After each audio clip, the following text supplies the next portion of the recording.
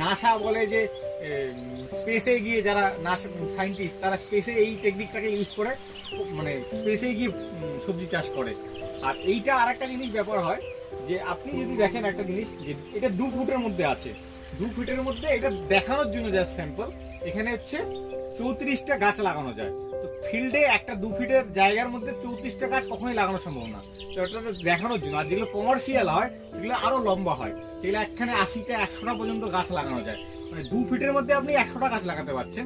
সেখানে তুলে আপনি ভাবেন যে একটা ছোট পলি হাউস বানালে প্রায় 3-4 বিঘা জমিতে যতটা আপনার ফলন আসবে, ওটা একটা ছোট পলি হাউস থেকে আপনি তৈরি করতে পারবেন। তো এইটা একটা বড় অ্যাডভান্টেজ যে প্ল্যান্ট ডেনসিটিটা খুব কম, মানে খুব কম জায়গায় আপনি অনেক ফসল চাষ করতে পারবেন। আর এইটা মেনলি আপনার চাষ হয় সেটা হচ্ছে দিল্লি, মুম্বাই, আপনাদের বিভিন্ন রিলায়েন্সে যান দেখবেন সারা বছর স্ট্রবেরি পাবেন, সারা বছর ওই লেটুস শাক বা ইয়ে পাবেন, মানে হাই ভ্যালু যেটা শাক সবজি, তো ওগুলা